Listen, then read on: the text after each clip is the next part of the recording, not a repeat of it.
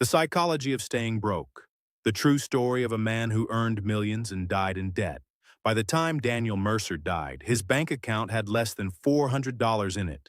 That number would mean nothing, except that in the 30 years before his death, Daniel had earned over $4 million. $4 million. He had owned luxury cars. He had taken first-class flights to cities most people only see in magazines. He had worn suits that cost more than most people's monthly rent. His children went to private schools. His wife had a wardrobe most women dream about. And yet, when the funeral bills came, his family couldn't pay them. When his wife sat down with the bank statements, she found overdraft notices going back 18 months, credit card balances totaling over $300,000, a mortgage that hadn't been paid in 6 months, investment accounts that had been emptied, quietly, desperately, over the last 2 years of his life. His oldest daughter, Monica, told a reporter years later, "We thought we were rich. We lived like we were rich. We had no idea we were drowning." This is not a story about a man who didn't make enough money. This is a story about what happens when the mind that earns the money is the same mind that destroys it. This is the psychology of staying broke, even when you're making millions. Who was Daniel Mercer? Daniel Mercer grew up in a small town in rural Ohio. His father worked two jobs, one at a factory during the week, one at a grocery store on weekends. His mother cleaned houses. They were not poor by the most extreme definition of the word, but money in the Mercer household was always tight, always tense, always discussed in whispers behind closed doors.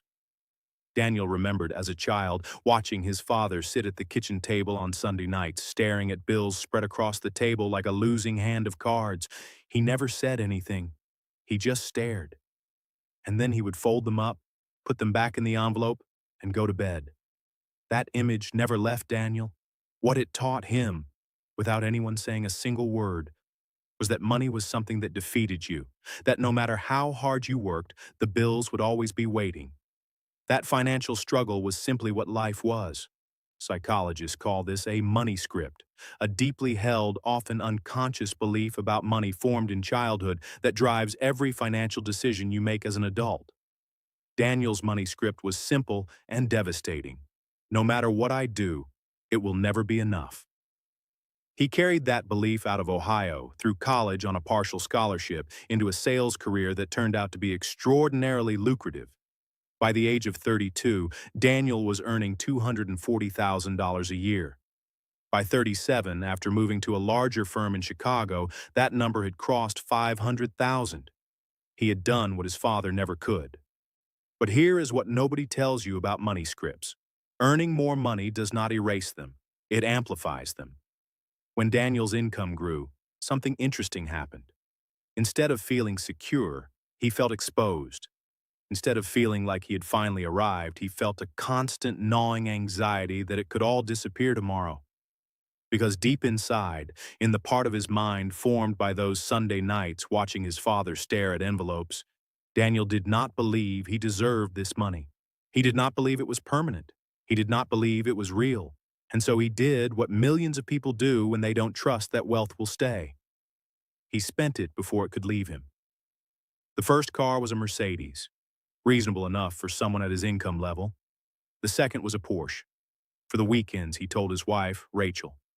Then came the house, a 5-bedroom colonial in one of Chicago's most expensive suburbs.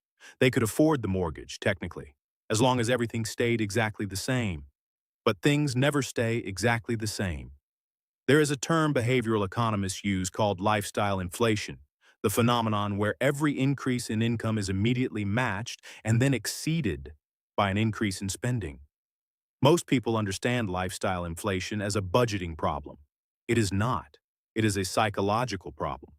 For Daniel, every purchase was not really about the car or the house or the suit. It was about proof. Proof that he was not his father. Proof that he had escaped. Proof, to himself more than anyone else, that the boy from rural Ohio who watched his dad stare at bills had finally won. The spending was not pleasure. It was self-medication. The first real crack appeared when Daniel was 41. His company restructured. His territory was cut. His commission structure changed overnight, and his income dropped from $500,000 a year to just under $300,000. Still extraordinary money by any measure. But Daniel and Rachel had built a life that cost $420,000 a year to maintain. Rather than adjust, Daniel did something that would define the next decade of his life. He hid it. He didn't tell Rachel the full picture.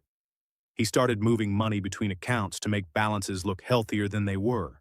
He took out a home equity line of credit to cover the gaps. He told himself it was temporary, that he would close a big deal, that things would bounce back, that he just needed a few months. Psychologists have a name for this pattern too.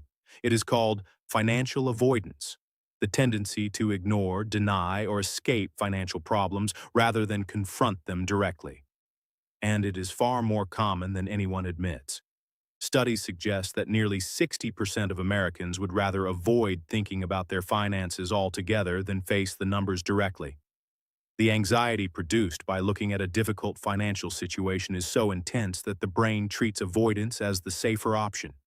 For Daniel, avoidance was survival, because confronting the numbers meant confronting the truth, that the life he had built was a performance, that behind the Mercedes and the colonial house and the private school tuition was the same scared boy from Ohio who never believed any of it was real.